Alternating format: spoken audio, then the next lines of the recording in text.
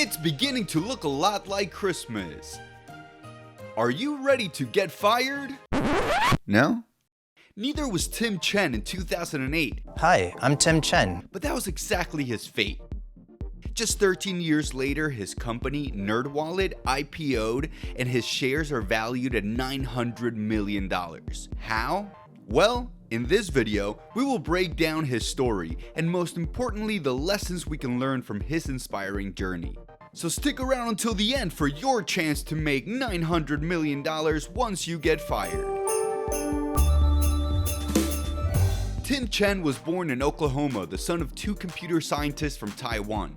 Mom worked for the IRS and dad for Texas Instruments. So they moved to Houston, Texas, and that's where he grew up. At age 10, he was helping his mom with performance reviews for the IRS, already developing his work ethics and his willingness to help others as he helped translate his mother's work into English.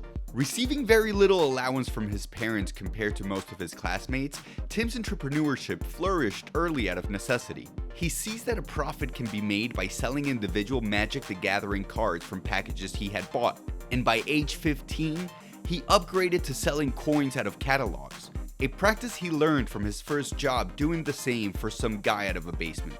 But this leads us to a very important lesson.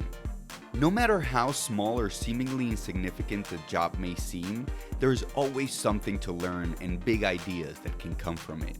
At school, he was a member of the math team, Science Olympian, a National Science and Engineering Design member, and an Eagle Scout. He also worked as a busboy for a little bit, but he couldn't handle that pressure.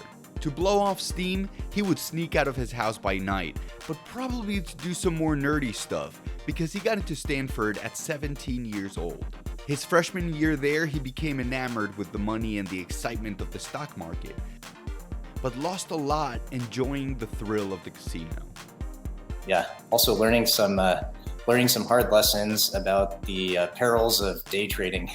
Yeah, a ton of freshmen I knew were, putting all the money they had in the stock market and trading and skipping class and, just enjoying the thrill of the casino. So I think that's a very alluring and tempting thing for young people to do.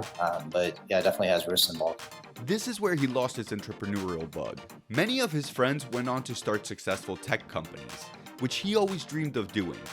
But the lure of money and finance got the better of him, and after a short stint at Credit Suisse, he ended up with the very prestigious Perry Capital hedge fund. Sometimes you have to take the longer road to your success.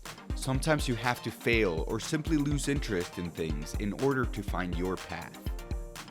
In the midst of the 2008 financial crisis, Tim Chen sees most of his investments disappear. And on Christmas Day, his job too disappeared. While wasting his days at Dave & Buster's, his parents hire a financial advisor without his knowledge.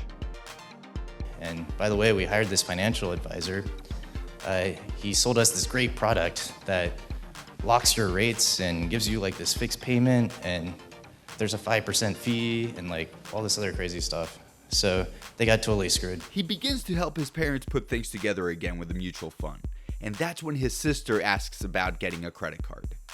This will forever change his life, as he realizes that there isn't a simple way to compare different credit cards available. And he begins to put together an Excel spreadsheet. Tim had spent his days making and organizing spreadsheets for a living, but never for his dream. This shows how the key to your big break can be right in front of you, a tool you use constantly, just not for the correct application. And how sometimes helping your parents figure things out can actually be productive. As the spreadsheet started gaining popularity within their friends and community, Tim took notice of this and thought it had the potential to help even more people. Even though he had not programmed anything in over 10 years, Tim began designing, and eventually in 2009, he launched a very rudimentary version of what we now know as Nerdwallet. Nerds! Initially, he would write high-quality articles and post it on the website, spending over 16 hours a day writing articles and begging his friends' collaboration for free, and for links to anyone that would be beneficial. He lived off of Domino's Pizza's 555 deal and the $5 footlongs from Subway. also mooching off of his girlfriend's health insurance, and she would also pay for their rent, hoping that one day this would all pay off. But it didn't look great when in 2009, Nerdwallet generated just $75 in revenue. In June 2010, after incredible but relatively unnoticed grind and hustle from Tim and his team, finally someone at Google took notice.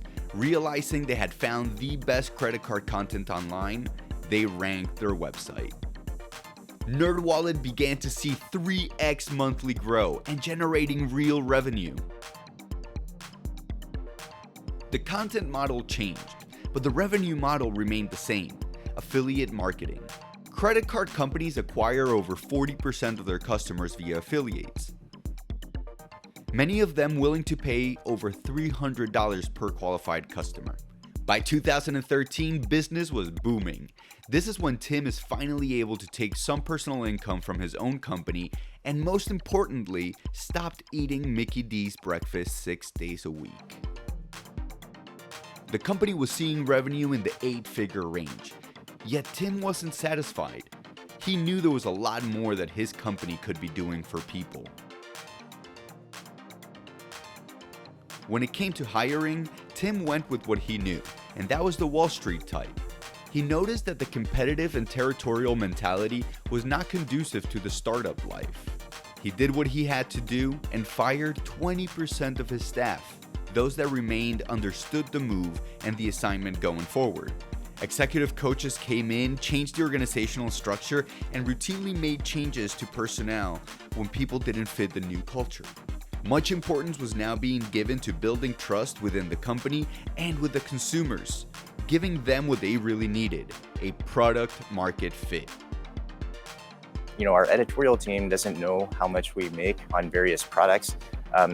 They have full control over reviews. They come up with the rubrics for our star ratings. They do our star ratings, and they pick our best of category award winners. I think that's vital in terms of maintaining consumer trust over time. That is our core asset, and that's the reason why we've been able to expand and land into so many different areas successfully today. By 2015, things were much different. The company was making over $60 million in revenue and growing fast, but again, something felt off to Tim, and he knew that it was time to ask for help. I think the challenge is that the truth is that in the real world, no one really fully understands the rules of the game. And part of the challenge is just trying to make sure you're running the right obstacle course in the first place, right? It's not getting through the obstacle course, but making sure you're on the right obstacle course. After a long search, the right venture capitalist came along, and Nerdwallet was able to raise $65 million. With this new capital, they built apps, tools, and a ton more content to help their growing customer base become financially savvy. But the struggles wouldn't end there. Nerd! In 2017, another culture shock made waves through the company after revenue targets were missed, this time seeing 11% of the employees laid off. Tim knew that leadership was the main issue this time, so he looked within. Smart people aren't always the best at realizing what they're bad at, and that can make them insufferable people to work with. And so there's like a lot of art to getting that piece right.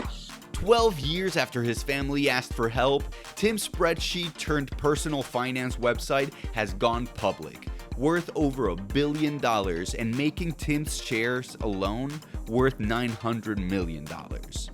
All this through mastering SEO and making use of free tools such as mortgage calculators to drive millions of organic page views. Tim's story teaches us many things, but at the core of it, it's all about helping others. Thank you so much for making it till the end of the video. If you enjoyed it, please hit that like button, subscribe, and hit that notification bell so you don't miss out on any of our future content.